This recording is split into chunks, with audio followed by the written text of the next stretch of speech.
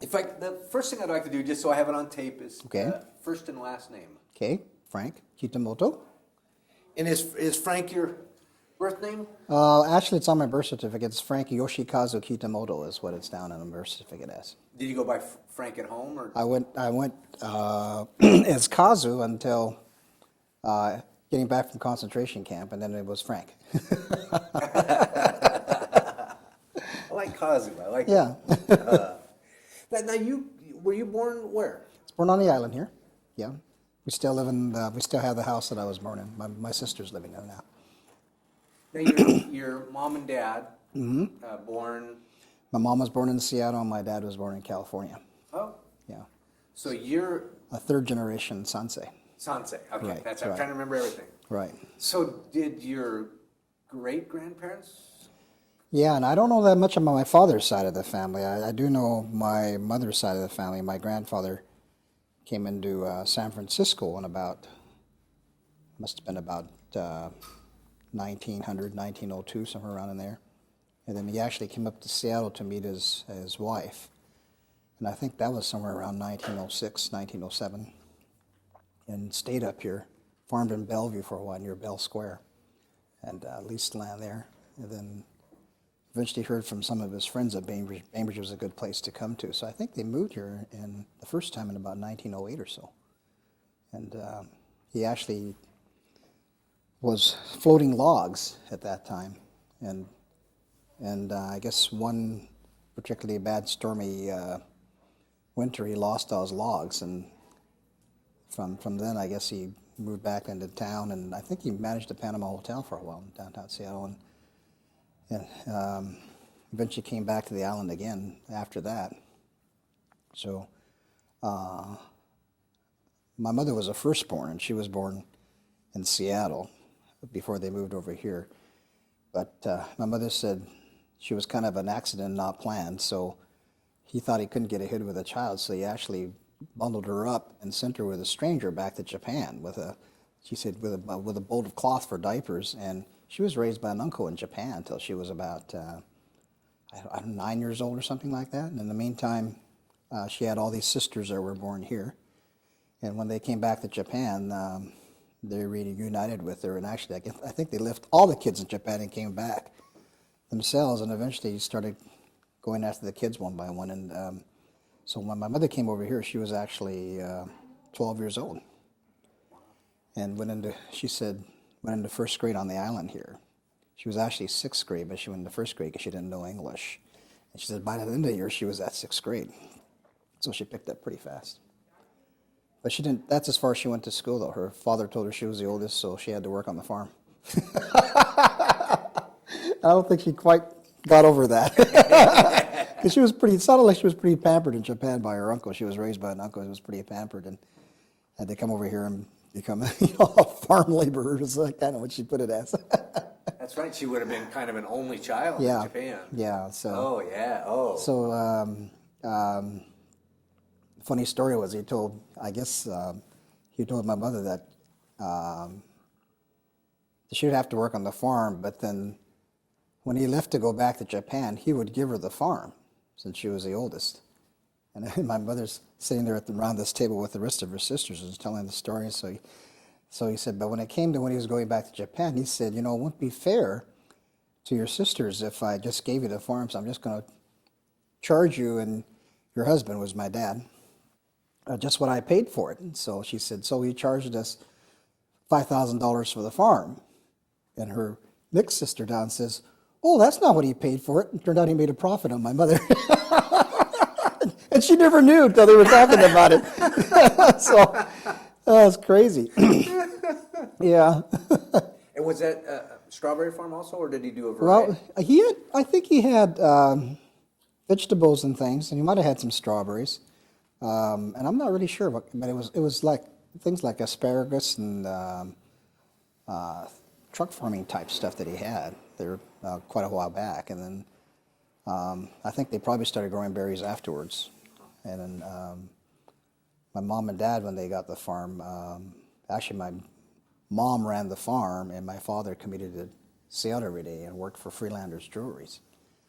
That's kind of like a salesperson, whatever. So, Wow. yeah. So my mother was a very interesting person. I don't know before the war what they exactly did, but I don't think they had the farm very long before we left. They probably bought it sometime in the 30s, because I think my oldest sister was born in 34, and I think I got married in 27, but they lived in town most of the time, in Seattle most of the time. So my mom, when she got the farm, especially when we came back after the war, that's when I remember, because that's when I worked on the farm. But she started out with strawberries and didn't want to compete with all the other growers on the island to get pickers, so she switched to raspberries, which was the next season. So she would pick up the pickers that were done with strawberries and go to raspberry. And then when she got tired of raspberries, she just plowed up all the raspberries little by little as the plants got bad, and planted Christmas trees. So by the time our raspberries were gone, she started selling Christmas trees. So she had a Christmas tree farm for quite a while. Yeah. Smart woman. She really was. For a sixth grade education, I keep thinking, I wonder what I missed going through all that schooling. She seemed to always be smarter than I was. So. Because that's Yeah. amazing to think about, Yeah. let me change so I'm Right, not competing. yeah. And then also probably to be kind of a leader in Christmas tree farms. Yeah, she really was one of the first ones to really grow Christmas trees on a large basis here on the island. And in fact, she actually dammed up the creek on our land and started irrigating, sprinkling raspberries. And she was one of the first ones to do that too. And I was looking through her papers, and she had all the papers, the rights to dam up the dam and making sure no one else could dam up the dam further up the creek or anything like that. So she was a pretty with it person.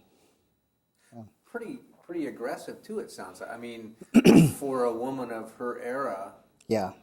kind of a Yeah, leader. really. And I don't know if that was because, she grew up in Japan without the rest of her family or what, but I have a feeling she just really never forgave her father for sending her away. But then, because I remember once when he was ill and all that, my father asking her if she wanted to go back, and she'd just been back and then found out her father was not doing well.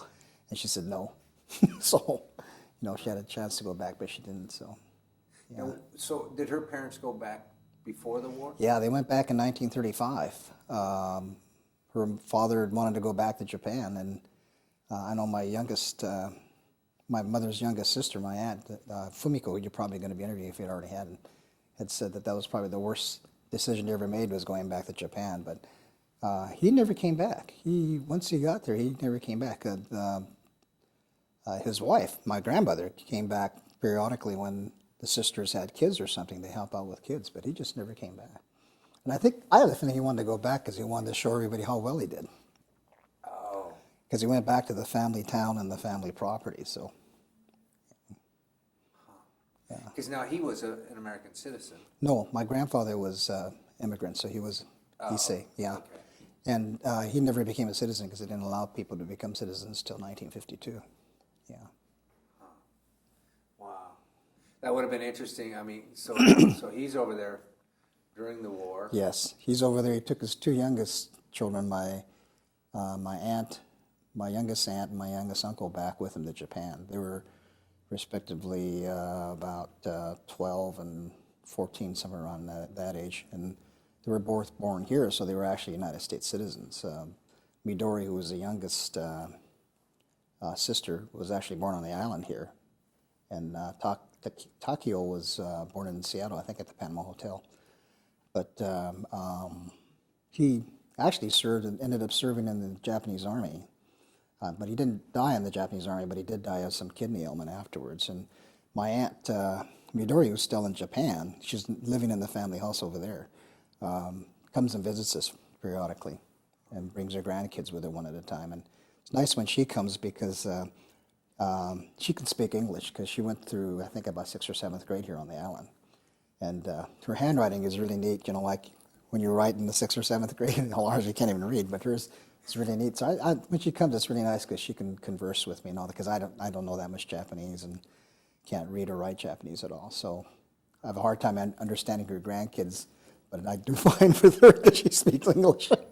So it's nice when she comes over. And I've never been there. I've never been to Japan, and I would really like to get there, especially while she's alive, but I just haven't done it.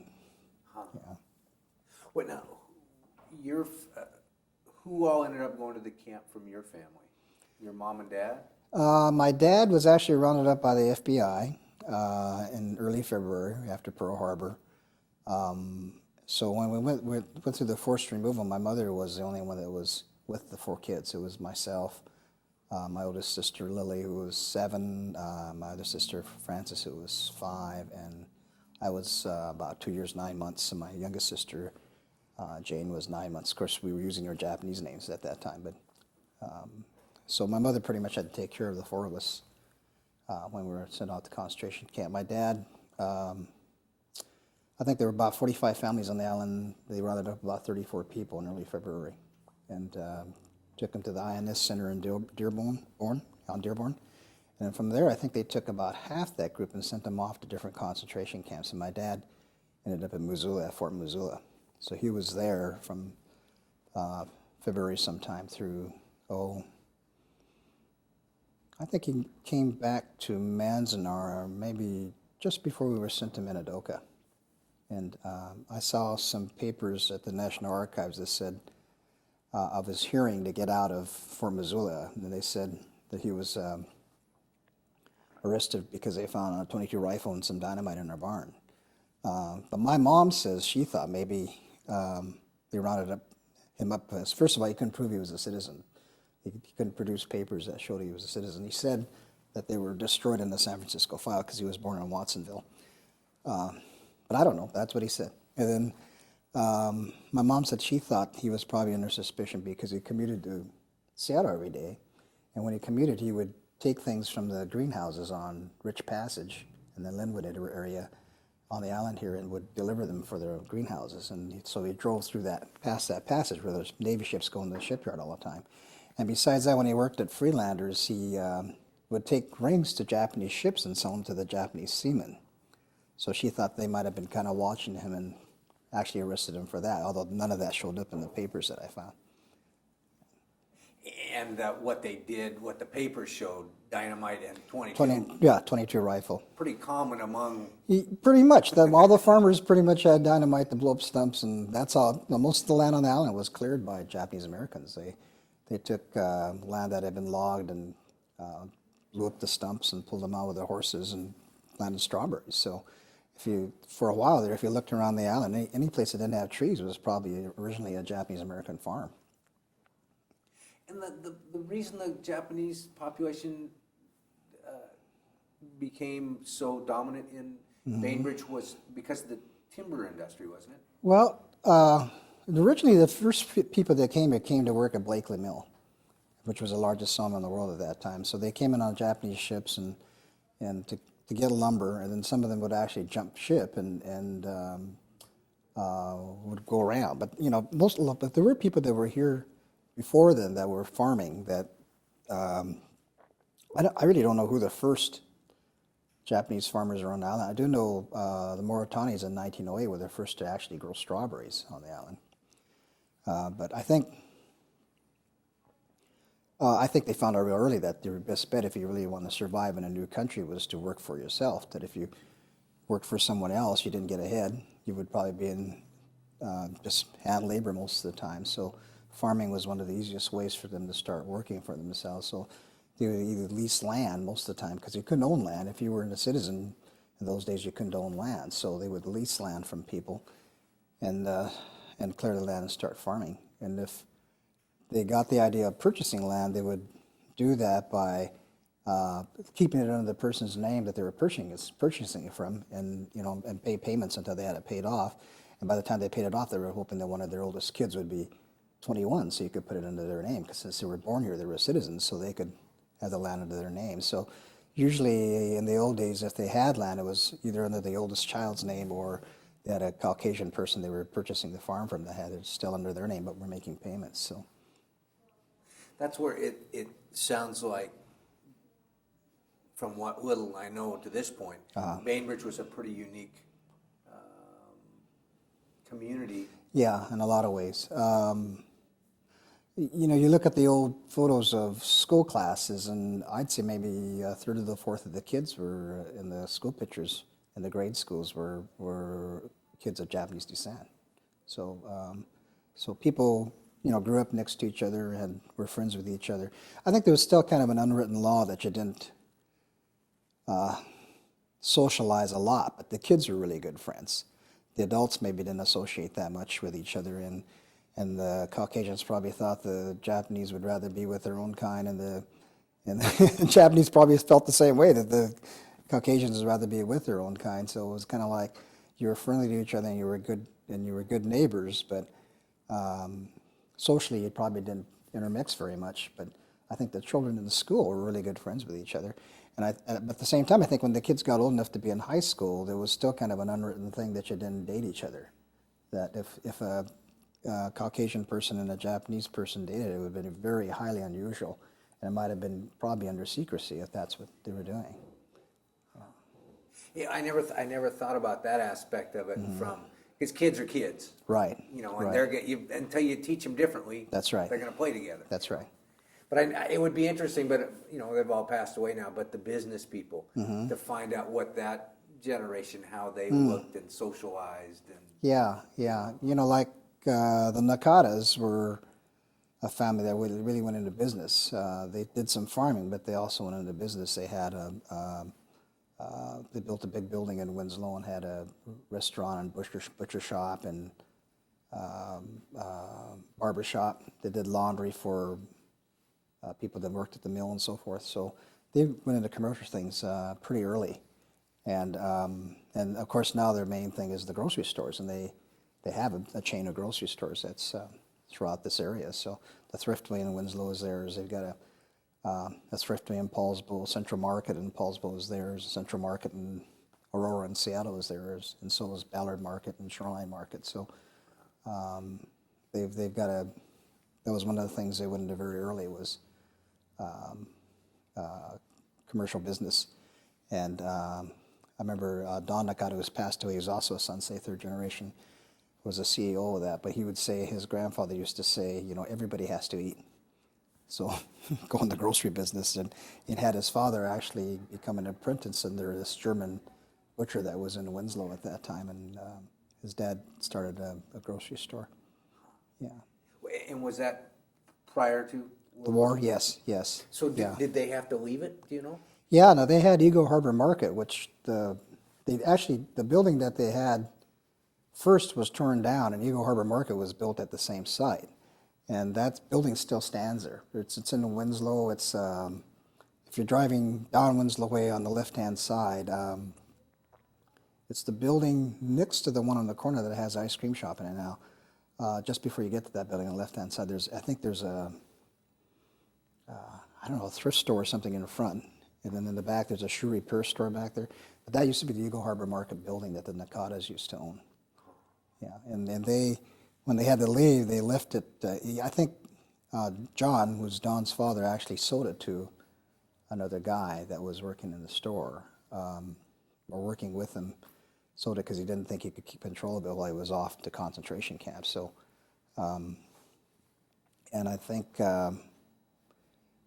whatever happened, the guy didn't do very well. So when they got back, they were still in the grocery business, but John's brother actually started the Bainbridge Gardens grocery store down where the gardens are now. And John actually started a grocery store in Seattle. And eventually they all joined together to form the Thriftway, which was in Winslow. And from there, their son, who was Don, who just passed away last year, just kept expanding until they've got all these grocery stores. So now Don's cousins and his daughter are running the stores. Yeah. It's so impressive to see. Again, that's part of that generation. Right. But what happened, and then to be able to see them come back and rebuild everything. I mean, because they basically had to start over. Yeah. Now, your family left, your mom, and I'm trying to remember, 4 kids, right? Right, yeah. You left from Bainbridge and went to which? We all went to Manzanar. Yeah, Bainbridge Island was the first community to be forcibly removed in the United States to a concentration camp. There were some people from California on Terminal Island who were ordered to go, but they weren't rounded up as a group like we were. Bainbridge Island actually has exclusion order number 1. And if you look at the order that was posted on the wall, it's called exclusion order number 1. And you were I was 2 years, 9 months. Yeah. and you had a very attractive. Yeah, the cute kid with the black outfit on. Or maybe it was navy blue, I don't remember. Which is pretty good because in photos, you're real easy to Yeah, pick so out. I really stand out. I can pick myself out, right, yeah. And how, because you went down to California and then you came back up to Idaho, is that? Right, yeah. I think the way the adults said were that we went down the Manzanar, and I think when the Scioto group was sent to Minidoka, the Bainbridge Island group actually petitioned to be moved to Minidoka. And one of the reasons they give is because they wanted to be with their friends from Seattle. But also I've heard that some of the parents are really concerned about their teenage kids because they were getting into trouble and having fights with the kids from Los Angeles. And that the kids from Los Angeles were from the inner city and they were rough, and the kids from Bainbridge were kind of raw. The other thing they said was that the kids from Los Angeles were all dark and the kids from Bainbridge were all light. So that's kind of an interesting concept. But they were getting into trouble, so their parents wanted to get them out of that. So that's another reason why they really wanted to go to Idaho. But it's interesting because when you interview the guys that were teenagers at that time, they would say, "Oh no, it was no big deal." He said they ended up being friends with the kids from Los Angeles, and he said, besides, we learned all these tricks we could use when we got to Minidoka on these other unsuspecting kids. I'm going, Joe, gee. But I guess those are the days of zoot suits and used to be called the Bainbridge Yogures, which yogure means something like a dirty character or something in Japanese. So, yeah. It's interesting because there's a story within a story within a story Yes. on all of this. Yes. Because there's the travesty. Yes. There's life that went on. Right. And there's kids. Right. So Yeah. It's I just can't imagine what your parents had to go through. Yeah. What kids that were old enough to see the FBI Right. showing up and Right. taking their parents and their father away. And, Yeah. And then also this nice house we have. Mm-hmm. You get one suitcase. Right. You know, That's right. Do you have recollections of some of the camps? Did you get I do remember Minidoka quite a bit. I don't remember Manzanar very much because I was pretty young when I got there, but I do remember Minidoka quite a bit because I was there till I was about 6. So I have some childhood memories about Minidoka. And again, I think most of the kids didn't feel very stressed out of it. They just didn't know what was going on anyway, and no one really explained anything to them, and they were all there with their friends and their cousins and so forth. I remember one of the teenage guys saying he never saw so many good-looking girls in his life till he got to concentration camp. He didn't call it concentration camp, of course, but he just called it camp, which is kind of interesting because everybody thinks, oh, maybe you went to summer camp, but it's not, the same. So I think a lot of the young kids, teenage kids, didn't really know, what was involved with being there. I know in a lot of ways we were probably didn't have the normal family-type childhood we would have had because a lot of the family units were broken up. I mean, you didn't eat together as a family. You went to the mess hall. Some of the kids would leave the families and go eat with somebody else, one of their friends in a different block if they wanted to be with their friends. So a lot of the normal things you might go through as a family were kind of disruptive or disrupted. And I assume discipline wasn't the same. A lot of cases fathers weren't there.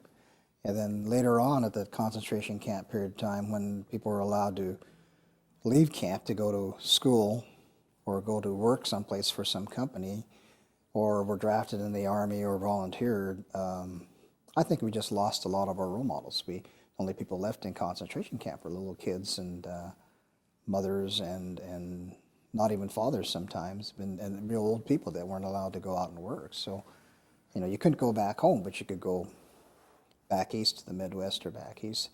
And I think a lot of that happened because the concentration camps were put under the auspices of the War Relocation Authority, which is a civilian group. I think things changed quite a bit the Army was originally in charge, and I think the civilian group really thought we shouldn't be there. And because of that, they did everything they could to try to make things as best as they could for us. And actually, I think they actually went out and recruited companies to hire us or recruited schools to accept us. So, which was really good. It was especially good for the people that age, but it did make a big difference on who was left in concentration camp. So that must be when it went from the Army to the civilian organization, that sponsorship and things like that. Right. Okay, that's Yeah, and then they eventually allowed us to have day passes to leave or go to Twin Falls or something like that, as long as. And if you left camp, you could do that. It was kind of like probation. You had to have a sponsor and you had to report in or something, and they kind of kept track of you. Although it was probably a loose probation. But if you, one of the things about concentration camp here in World War II was that they only made people on the West Coast go to concentration camp, but maybe 96% of the Americans of Japanese descent in the United States were on the West Coast at that time. So, and 4% was the rest of the United States. But as these people went back east to go to school and so forth, sometimes their parents would follow them there because there's no place to come back to on the West Coast, since they were either leasing land or something, so there's nothing to come back to. So they tended to go where their children were, which was maybe working in Chicago or going to school in Minnesota or working in Pennsylvania at the Hershey factory or something like that. So essentially what World War II and being in concentration camps did was that it dispersed us across the United States. So a lot of the time if you talk to people of Japanese ancestry and back east, they'll probably trace their roots back to the Seattle area or the West Coast California area, because there weren't that many people on the East Coast or Midwest. And in fact, there still isn't a lot of people on the Midwest. I mean, I remember going with a taiko group to talk about internment, and they have no knowledge whatsoever of internment there. We would talk to a group of sixth graders, I think, in Oklahoma. What's the Union 76? Bartlesville, Oklahoma. They invited us over there, and we talked to assembly. We had an assembly there. Most questions they had about our presentation was a taiko drum that we had there. So, they have very little knowledge of what went on as far as internment-wise. They don't even know Pearl Harbor, do they? Well, they might know it's a good place to go for a vacation now, right? Which is interesting because being West Coast oriented, my view of history that's been taught me and everything. Talking to a woman that grew up in Kansas City, and I said, well, what, most of the vets I talked to and people I talked to, I said, well, what about Pearl Harbor? Do you remember that? And she says, well, I was in Kansas. Yeah. I went on. Well, I mean, we knew about it. Right. But we weren't afraid of anything. Yeah. I think most people on the West Coast didn't even know where Pearl Harbor was when that happened. So I know when you talk to the older people on the island of Japanese descent, they'll say they heard about Pearl Harbor, but they didn't even know where it was. So, when you were in the concentration camp, do you remember as a child ever going to town? I don't. I don't know if I ever did. I think most of the people that went to town like Twin Falls and so were probably either teenagers or young men. A lot of the younger guys got out of camp as soon as they could, as soon as they found out they could go work on a farm or something and help with crops and stuff. I think they got out as soon as they could. And a lot of the women probably left to go to school. And if they did leave otherwise, it was because they got married to some of the guys and moved onto the farms with the guys. And so there are quite a few people that were in their 20s and so forth who probably didn't spend that much time in concentration camp, maybe not more than 9 months to a year. And other times they just got out and were working someplace or going to school someplace. So you didn't face, because I've interviewed some people that, one gentleman that was in Wyoming, and he was going to town, and the cook said, take a rice ball with you. He said, I don't want a rice ball, I'm going to get a hamburger. And he kept saying, take a rice ball with you. And he didn't, until he got to town, didn't realize why he was saying that. He got to where it said, no Japs served. And so you didn't experience No, I didn't. That I was probably too young to experience something like that. I know my sister, I think we would be interviewing later on, would say and her husband would be a good person to interview because he was in his teens, and I know he remembers going to Twin Falls with a pass and having some problems doing that in town with people there. But my sister's, the only thing I remember her saying was when we came back to Bainbridge, she remembers going to the downtown department store with my aunt, and standing at the counter, waiting to be waited on. And after standing for a long time, they just all of a sudden realized that no one was going to wait on them. They just kept walking by them and passing by and never stopping to wait on them. So, and she remembers that. But I probably don't remember that much about things like that happening. Most of my recollections are like childhood things that happened in concentration camps. So, yeah. Now, if I remember, your dad worked for Freelander, you said. Yeah, before the war. And wasn't there a letter or something that? Yeah, right. He got a letter from them, a recommendation letter from, I don't remember if it was Jack Freelander, it was one of the Freelander brothers, recommending him for a job or whatever, and he probably used that to probably go to watch repair school. And actually, when he got back after the war, when he started his own jewelry store, he actually borrowed the money from the Freelanders to do that. So, yeah. So your dad is one of those ones also that had to come back, basically start all over. Right. Yeah, that's right. I think everybody had to start all over. Even if you had your own land, you ended up starting over because most of the farms, most of the things on the land were pretty much destroyed or not kept up. And like in our instance, we had the two Filipino men, Felix Nardi and Eulalie Aquino, who looked after our farm, and my dad made an arrangement with them to share profits with them if they would run the farm. But they found out they could make more money if they worked in the shipyard. So although they stayed on the land and took care of it and looked after it, as far as farming, they just completely stopped. So it was like starting over again when you got back. And that was, you were gone for? About 3.5 years. Yeah, so three and a half, I mean, leave a Yeah. garden for a week. And Oh, yeah, yeah. And berries are really especially fragile about things, not if you don't keep them up. And if you have to start over and plant plants, you don't pick berries the next year. You have to wait a couple years before you could pick the berries because the plants are so young. So it's not like you can just jump in and start back up right away. You've got to go through a period of time when you have to borrow money to buy the plants, and you have to borrow money to sustain you through the fertilizing and having those plants develop until they're able to bear fruit. So it was really tough for some people. They probably just gotten through the depression period, and were getting to the point where they were just starting to get real profitable on their farms, and then just before the next crop, which is usually in May or June, they had to leave. So they had to leave all the crops there. Yeah. good memories of camp? Yeah, as a kid, yes. Although it's interesting because when I run into adults who knew me then, they would say, "You're that little guy who used to hang onto your mother's dress all the time and cry all the time and would never let your mother go." They would say, "I used to feel really sorry for your mother." And I guess I must have been a big crybaby. And, my mother saved my report card from kindergarten. I went to kindergarten in camp, and my report card that I had, I got 2 U's. We actually, S's were U's. S is satisfactory, U is unsatisfactory, and I got unsatisfactory in citizenship. And there was a comment, there was one other thing too, it was something about following directions or something. And there was a comment by the teacher on there that I was a real aggressive child. So I must have been, a holy terror of beating up kids and taking their toys or something. But it's interesting because underneath that, she had a comment in there that seemed like it fit together. It said, but he has leadership qualities, which I thought that was kind of weird because I got used in, being able to cooperate with other people.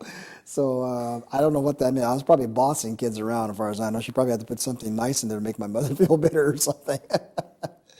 But yeah, so, that. But I also remember things like, I must have been Hector Hazard because I remember getting burnt once with hot water because I was at the mess hall and this person turned around and dumped all this hot water on me. And I remember almost hanging myself once. I was swinging on a rope, and there was another rope next to it, and I fell off the rope, and the rope wrapped around my neck, and I was hanging there like my cousin, who was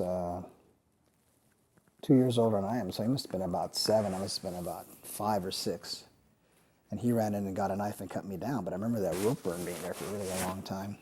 I remember going to a beauty contest, Miss Minodoka contest, and sitting on the oiled gravel in the front row watching the beauty contest, and when they announced the winner, everybody surged forward and just trampled me into the gravel. And I remember taking a trip to the hospital where they're picking all this gravel out of me. So, I'm just, those weren't good memories, but they were memories of things that happened to me. I remember being pulled around in the sled when the lake froze over, and by this guy, Lefty Katayama, who ended up being with military counterintelligence service in the Army. But and I remember one night going out with a bunch of older kids out in the sagebrush, and there were some cowboys out there.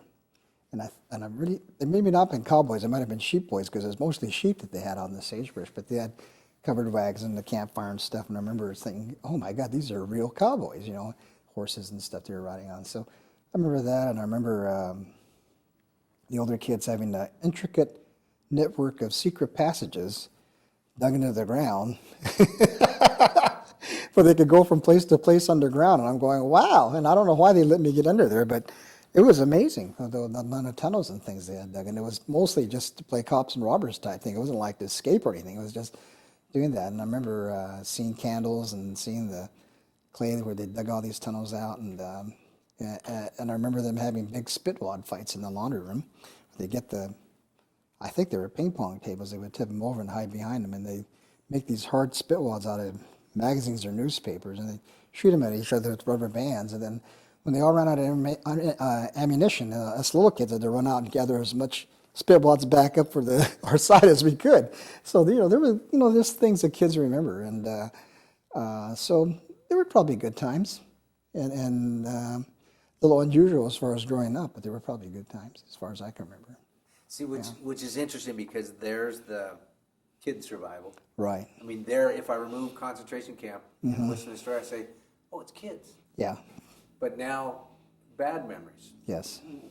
Were you aware of where you were, what it was? Not really. I mean, I was there from age 2.5 to 6, and I probably didn't remember much about home.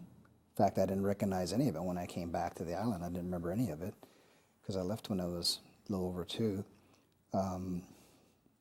And I think our parents did as much as they could to try to make things as normal as they could, and to not really, they took a lot of the brunt of things, because they tried to make things as happy and as normal as they could for the kids. And I know they probably had a lot of heartbreaks and things that they were tearing them up inside, but they just tried not to transfer that to the kids.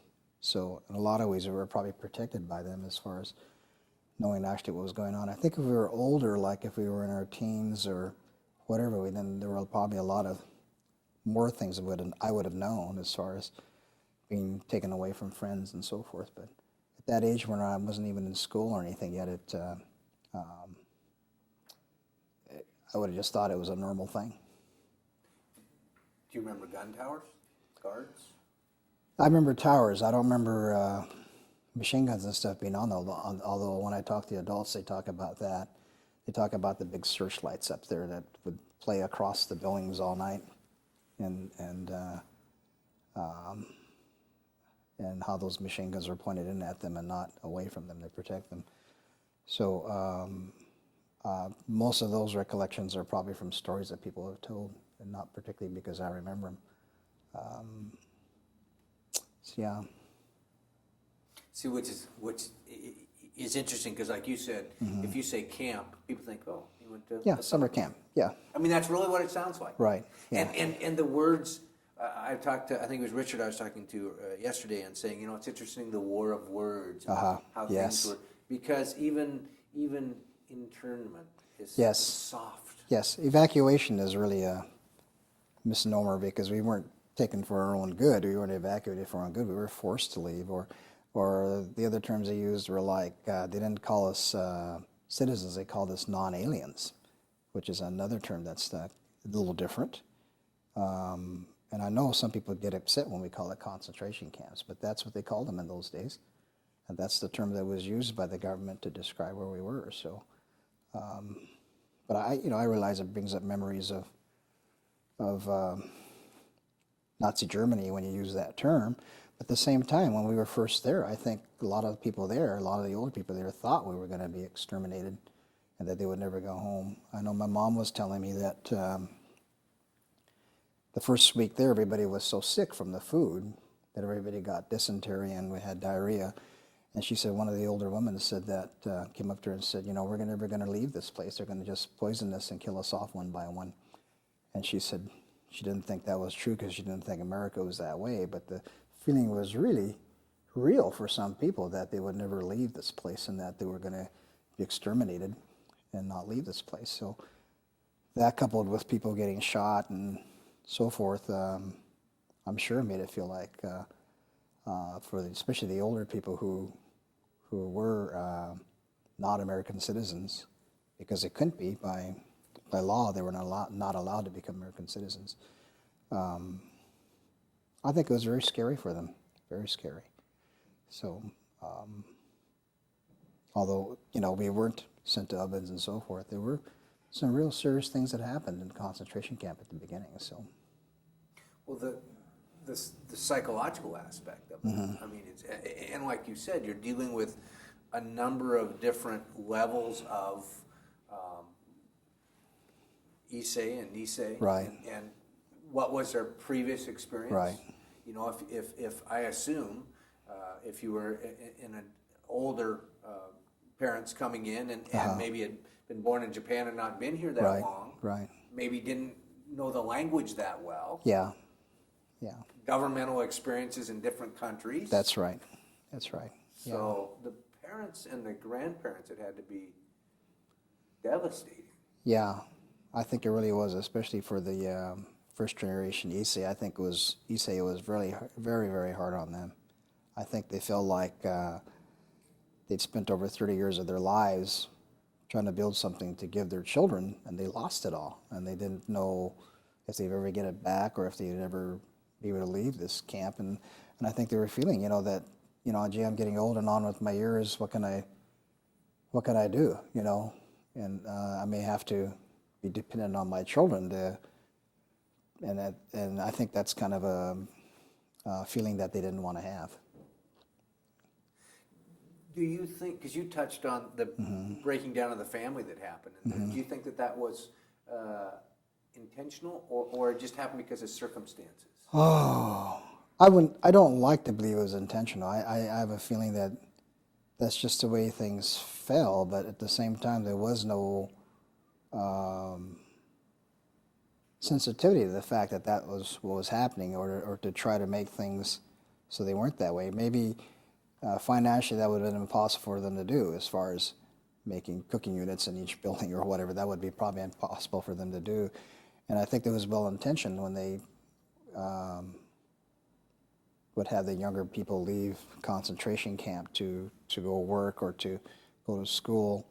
I know when they called for volunteers for the Army, I know they were disappointed in the amount of people that volunteered.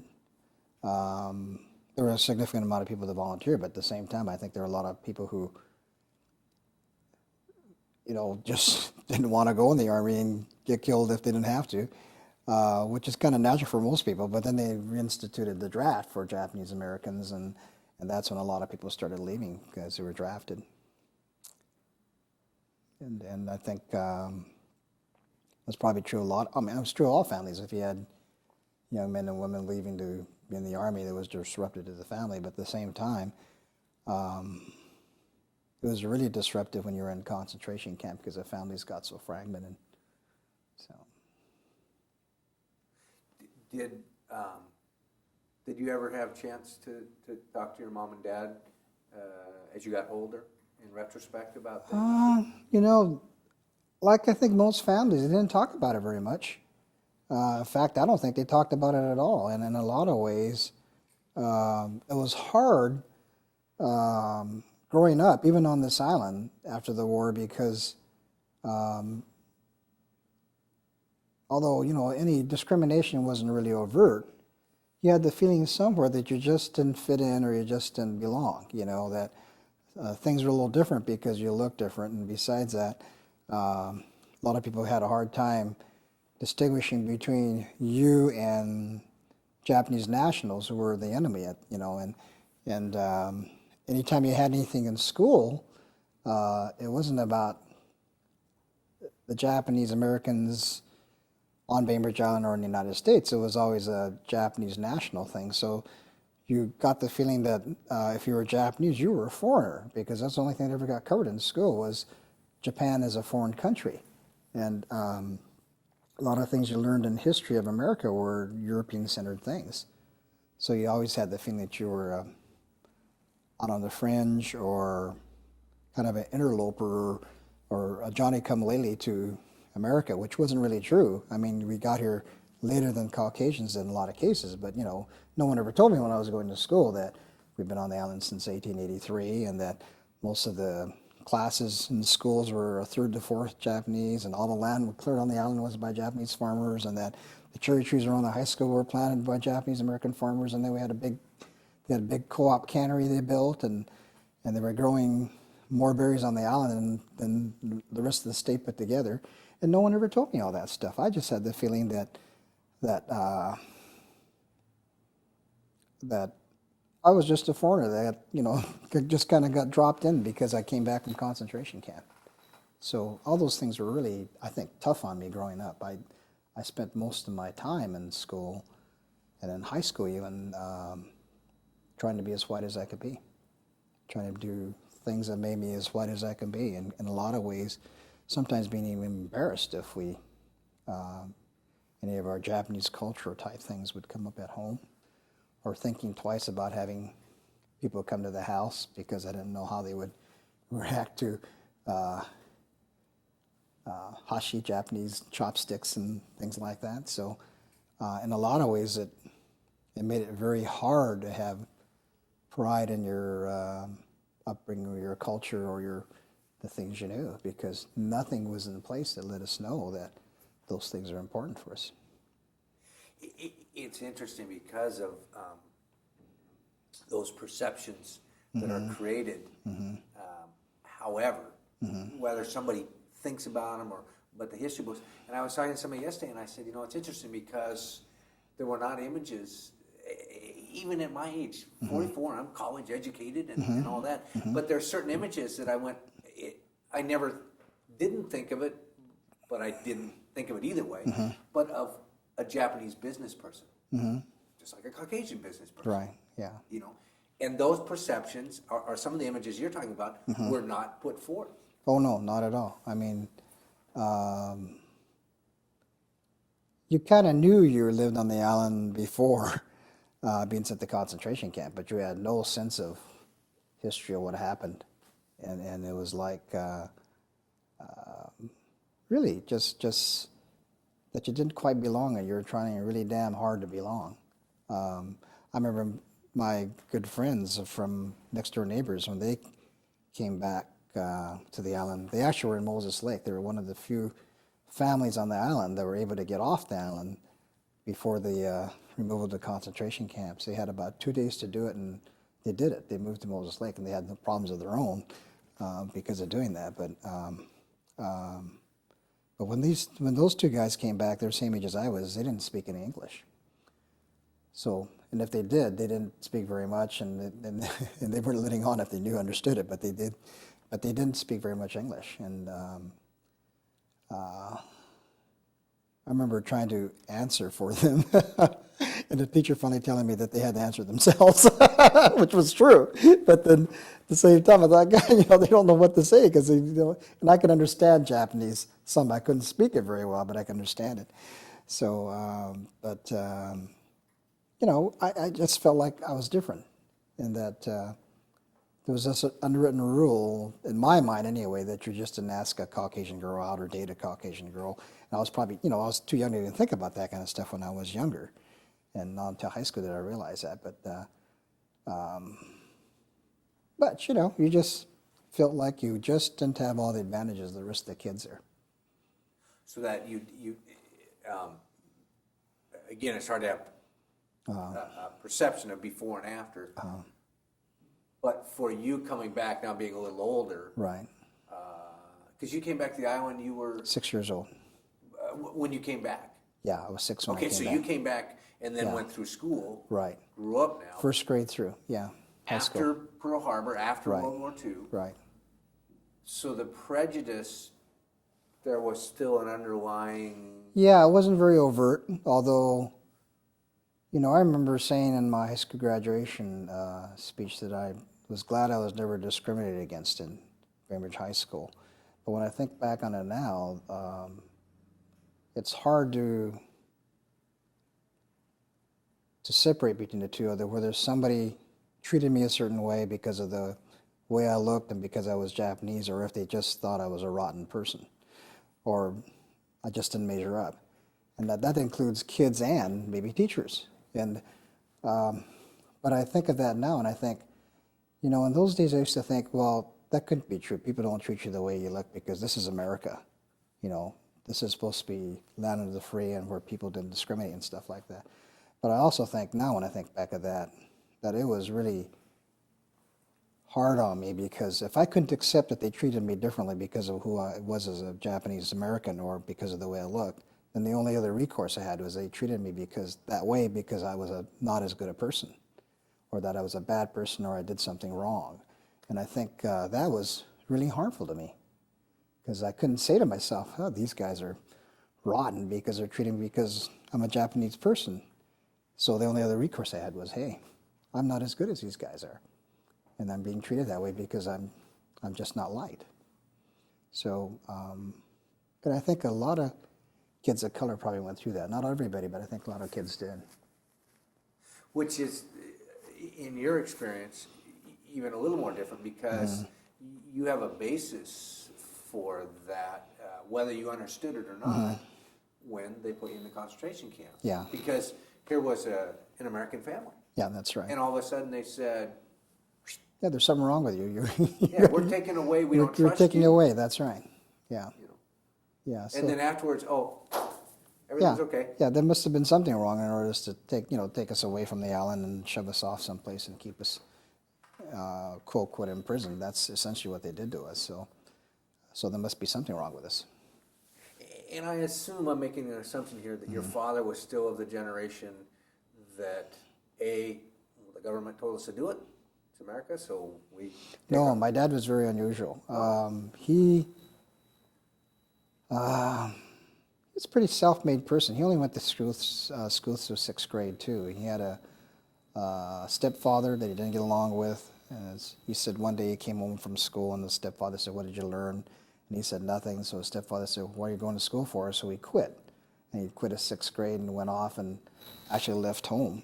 Worked as a ship's cabin boy for a while. And I remember when he came to Seattle, he got a job as a chauffeur. He decided since he got the job, he better go get his driver's license. So he was that type of person, who did things on the spur of the moment and bluffed his way through some things, but actually did things because he just was a self-made person.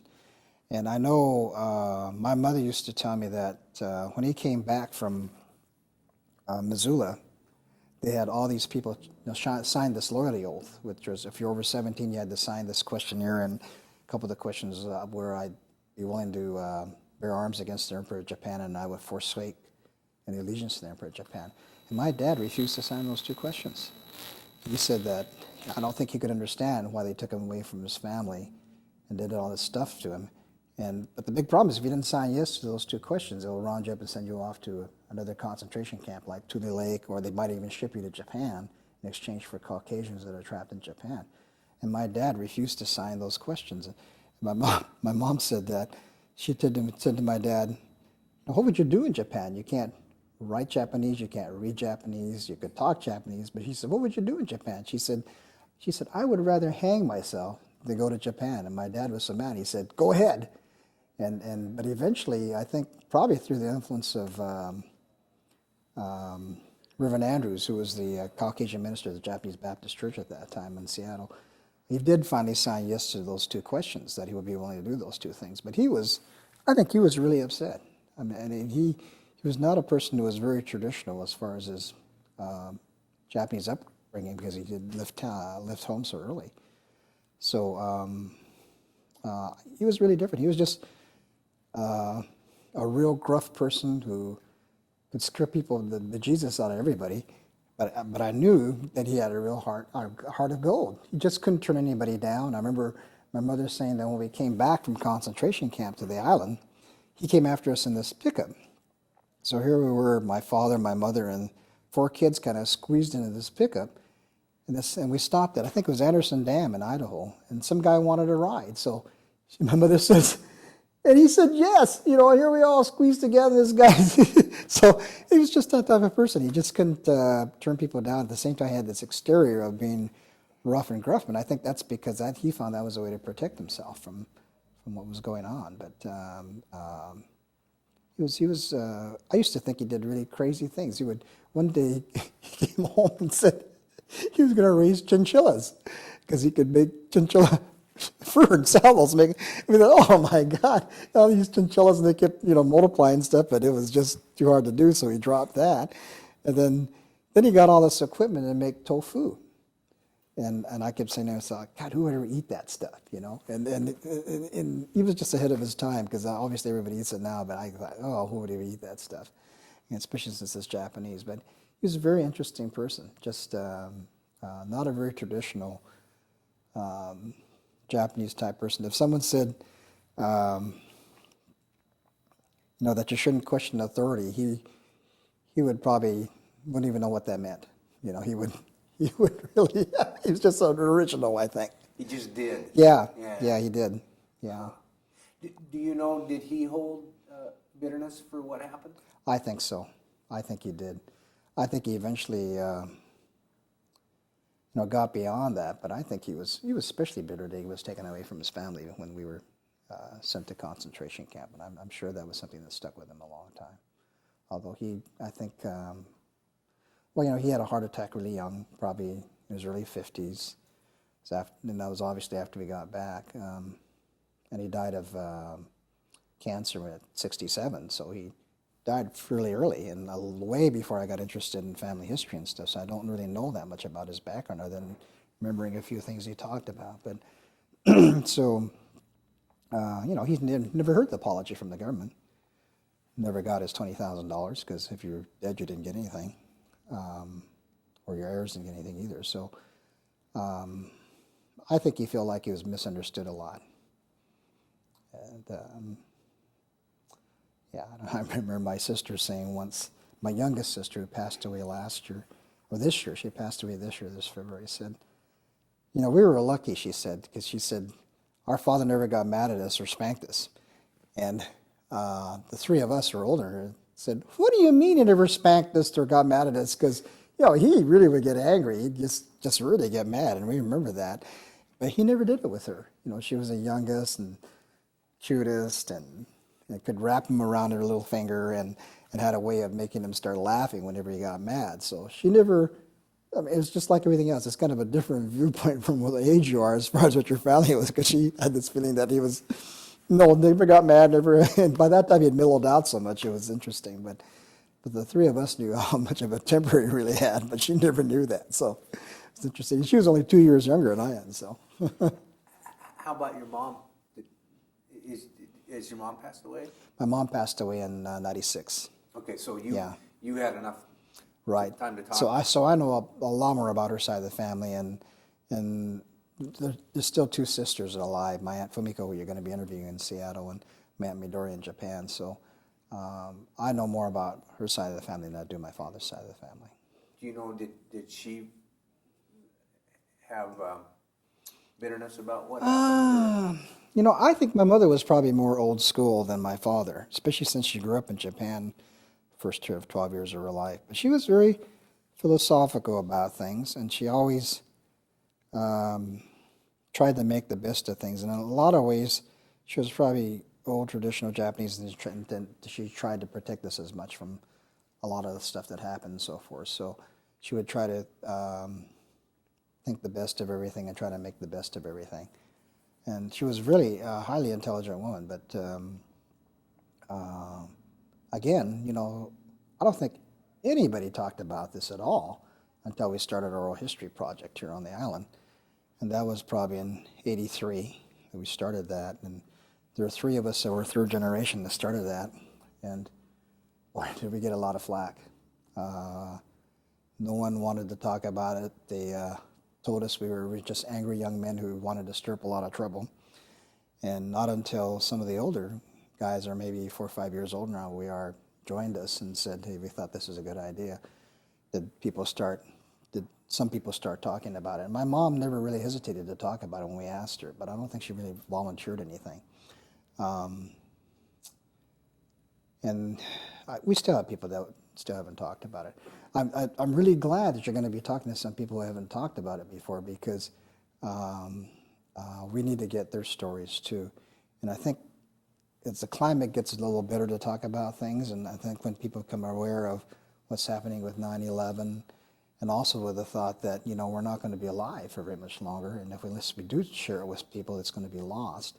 I think there are more and more people that are willing to talk about it. But I do know there's still a number of people who refuse to talk about it.